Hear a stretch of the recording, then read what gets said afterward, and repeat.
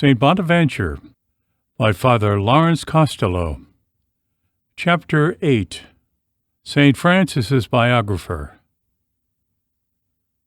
At the General Chapter of Narbonne in 1260, Bonaventure was requested to write the life of St. Francis. Owing to the circumstances that surround it, considerable importance attaches to this incident.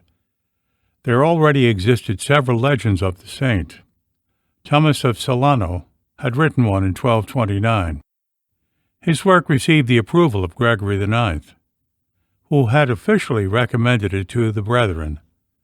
In the year 1246, at the request of the Minister General Crescentius, appeared the Legend of the Three Companions, written by brothers Angelo, Rufinus, and Leo. A second life was written by Thomas of Celano in 1247 or 1248.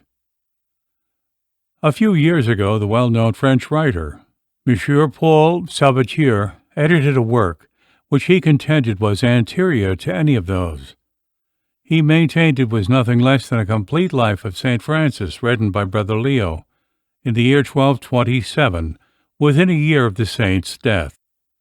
This remarkable work had been already well known, but according to Monsieur Sabatier, its authorship and the date of its compilation had been misconceived. Although the learned writer supports his contention with weighty arguments, he cannot be said to have rendered it certain. He is enamored of the tone and spirit of the book. If it be an original work, and the production of Brother Leo, it is to the modern critic an ideal biography. It reveals simply and forcibly the human side of Francis. The personal traits of the saint are brought prominently before us in all their unique individuality. We have the real living man, not the stereotyped example of every virtue which the earlier hagiographers delighted in. Still, it must be admitted that the book is characterized by the prejudices of its author. Certain sayings and doings of Francis which appeal to its prepossessions are insisted upon with evident emphasis. Indeed, to such an extent is this apparent that the work cannot be regarded as purely historical. It is largely polemical, and would seem to have been designed to refute the ideas of the moderate party concerning certain points of observance.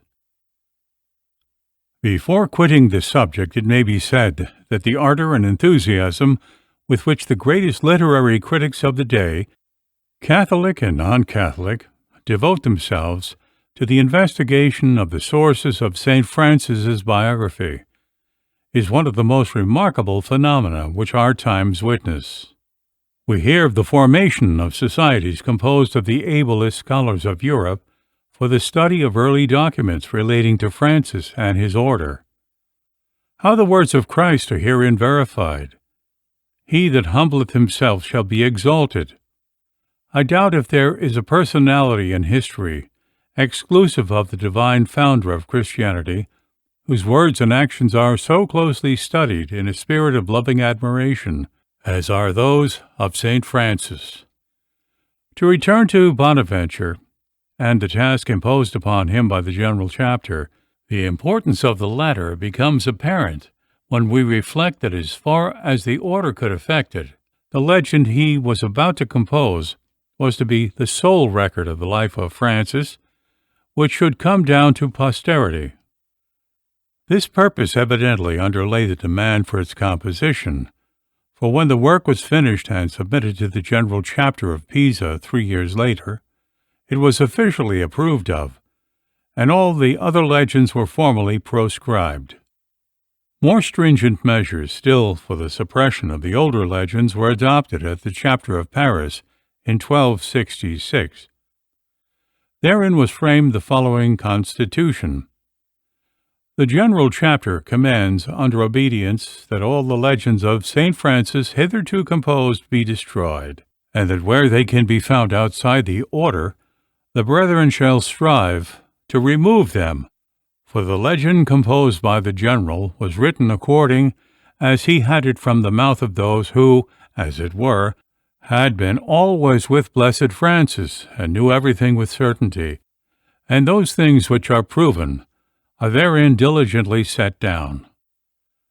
On the part of modern historiographers, this ordination has excited much criticism, and even the warmest admirers and staunchest advocates of the order must confess their inability to account for it adequately.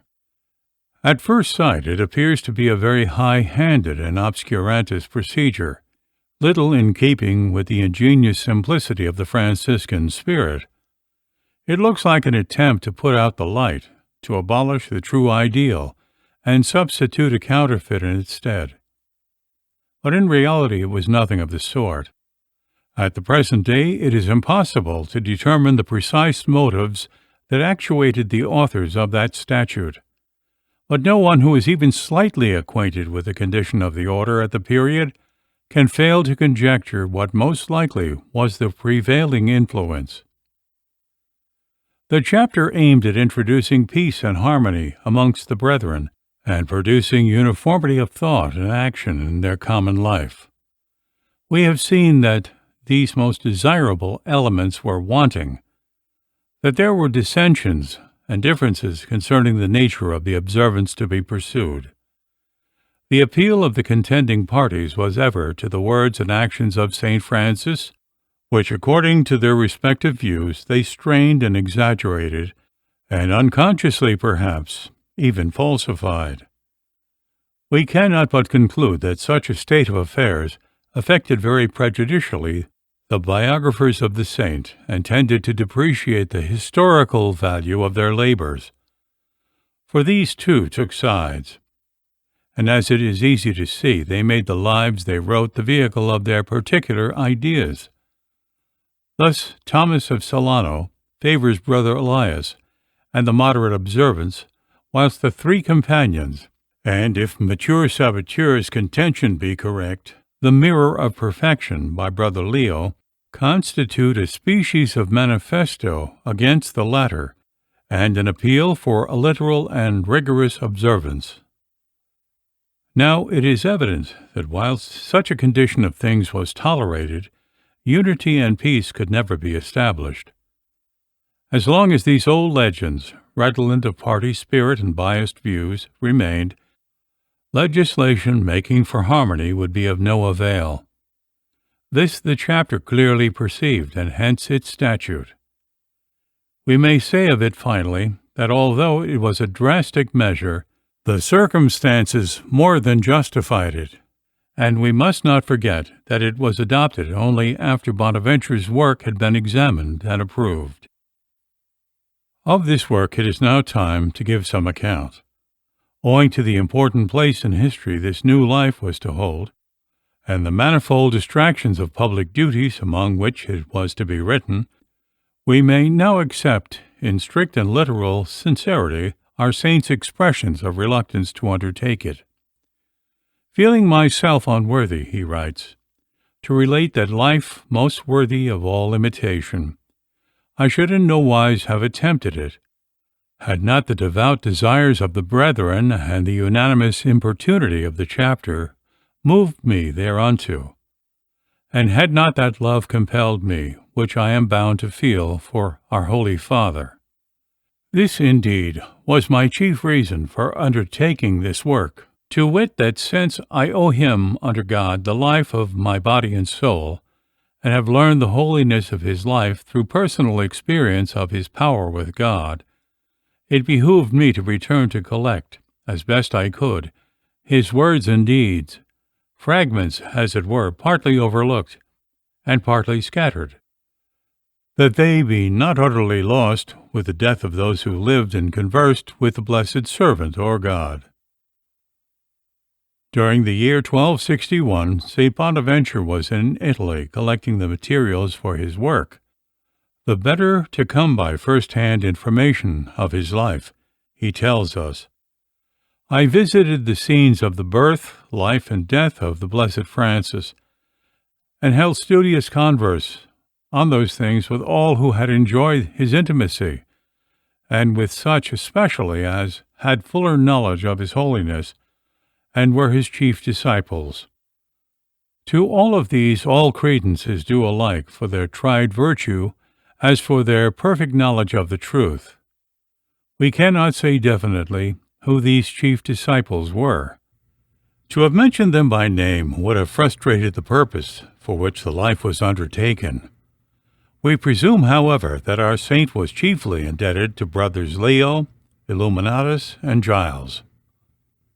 When these researches were completed, Bonaventure returned to Paris to work up into an authentic record of St. Francis's life all the materials, oral and written, he had come by during his sojourn in Italy. Every incident of any moment in St. Francis's life is faithfully recorded. The graces bestowed upon him, the labors he undertook, the sufferings he bore, the virtues he practiced, the miracles he worked, all are graphically and sympathetically described. The following episode gives us an insight into the fervor of soul with which this task was undertaken. On one occasion, as our saint was engaged on his work, his intimate friend St. Thomas Aquinas came to visit him. Gently opening the door of his cell, the saintly Dominican saw Bonaventure seated at his table, pen in hand, and so engrossed in contemplation that he was lost to exterior things. Deeply moved, St. Thomas withdrew, whispering to his companion, "Come, let us leave a saint to write the life of a saint." In his undertaking, Bonaventure had before him an ideal. He wished to present Francis as the chosen servant of God, raised up to be the founder and head of a great religious order. Accordingly, his attention is fixed on the supernatural rather than on the natural element in Francis, and he deals more with those aspects of his life and character that bring him within practical reach of his spiritual children than with those that lift him up into a sphere so high that the ordinary soul dares not aspire to it. He distinguishes judiciously between what Francis recommended and practiced himself and that which he strictly enjoined upon his brethren. Here the conciliatory aim of the book is apparent, but he is never betrayed into anything unworthy of an upright biographer. All his facts are unassailable. Nothing of importance is suppressed or distorted. In consequence, such a picture of Francis as his spiritual children required is the result. This was the end Bonaventure had in view, and having accomplished it, it matters little if his work forfeits the approval of those modern critics who in the life of Francis wish to find a record of the natural rather than the supernatural. From this greater legend, as it is called, Bonaventure made an abstract of the salient events and arranged them under 7 headings, each of which contained 9 lessons or readings. This was called the smaller legend and was intended for the use of the religious in the divine office during the octave of St. Francis. To this smaller work attaches the same historical accuracy that distinguishes the greater legend.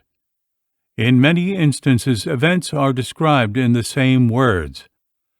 Other incidents are given in abridged form. The whole work is marked by a more liturgic style, and occasionally fresh details are given.